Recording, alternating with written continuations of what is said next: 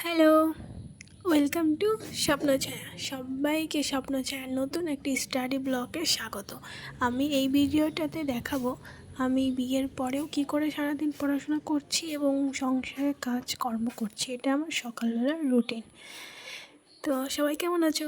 শুরু করছি আজকের ভিডিওটি। সকালে আমি 5টা নাগাদ ঘুম থেকে উঠে পড়ি এবং উঠে কিছু সময় হাঁটাহাঁটি করি। ওই 1000 স্টেপের মতো আমি হাঁটি। হেঁটে ফ্রেশ হয়ে আমি সকালবেলা পড়তে বসে পড়ি। এই যে এখানে আমার টাইমারটা আমি অন করে দিচ্ছিলাম, দিয়ে আমি পড়তে বসে পড়ি। এখন বাজে 5টা 49। তো আমি পড়তে বসে পড়ি সেই সময়টা। এখানে আমি গ্রুপ সি গ্রুপ ডি এর জন্য প্রিপারেশান নিচ্ছি, তারই প্রস্তুতির জন্য পড়ছিলাম। আর আমি সকালবেলা না, যেহেতু আজকে আমার কোনো কাজ ছিল না, তাই জন্য আমি আজকে সকালেই পড়তে বসে পড়ি। আমার এমনিতে প্রতিদিন সকালে রান্না থাকে, তো আজকে তেমন কোনো একটা কাজের প্রেশার নাই, তো আমি পড়তে বসে পড়লাম সকালে।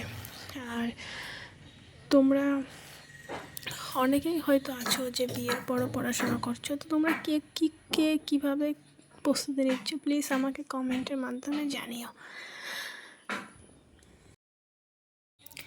বিয়ের পর পড়াশোনা তো একটু চাপের হয়, কিন্তু কিছু করার নেই। নিজের লক্ষ্যে পৌঁছানোর জন্য আমাদের সেই পড়াটা করতেই হবে।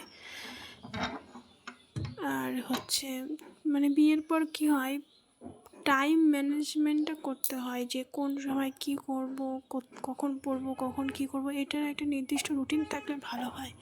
আর দেখো, এর মাঝখানে আমার হাজব্যান্ড আমার জন্য গরম জলে লেবু মিশিয়ে আমাকে দিয়ে গেল খাওয়ার জন্য। তো আমি সেটা খেয়ে আবার পড়তে বসে পড়ি। তো ওটা খেয়ে না খুব ফ্রেশ লাগছিল, ঘুম ভাবটা না কেটে যাচ্ছিল। অনেকেরই হয়তো এটা হয়, সকালে পড়তে বসলে ঘুম পেয়ে যায়। তো সেই দলে আমিও পড়ি। এমনিতেই আমার সকালে পড়ার অভ্যাস আছে, কিন্তু তাও মাঝে মাঝে না কেমন একটা অলস ভাব চলে আসে, ঘুম পেয়ে যায়। তো এই যে গরম জলটা খেলাম, সেটা আমার একদম ঘুম টুম সব কিছু চলে গেল।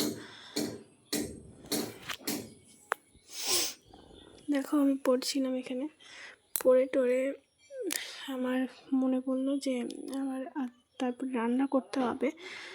তো আমি তাড়াতাড়ি করে আমার পড়ার যে সেশনটা ছিল সেটা কমপ্লিট করি, এবং তারপরে আমি কিছু এখানে আমি রিভিশন পড়ি। হ্যাঁ, সকালে রিভিশন পড়লে আমার ভালো লাগে। তো আমি এখানে রিভিশন পড়ি, পড়ে আমি বন্ধ করি বইটা এবং যাই।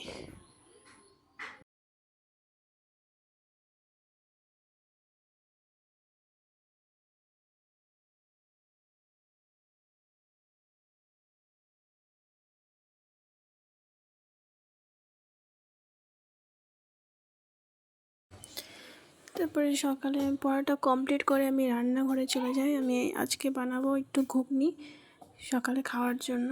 তো আমি আগেই কালকে রাত্রেবেলায় ঘুগনিটা আমি ভিজিয়ে রেখেছিলাম। এখানে আমি কাবলি ছোলার ঘুগনিটা বানাচ্ছিলাম, তো সেটার জন্য আমি তেল, কিছু এলাচ, লবঙ্গ, গোলমরিচ এটা ফোড়ন হিসাবে দিয়ে দিই, তেজপাতা। তারপর যে ঘুগনিটা না আমি আগেই সিটি মেরে রেখেছিলাম, তো সেটাকেই আমি দিয়ে রান্না করে নিই। ঘুগনিটা এত টেস্টি হয়েছিল জানি। তো আজকের মতো এই পর্যন্ত। সবাই ভালো থাকবে, সুস্থ থাকবে। আবার দেখা হবে নতুন একটি ভিডিওতে। তো ওকে, টাটা, বাই বাই।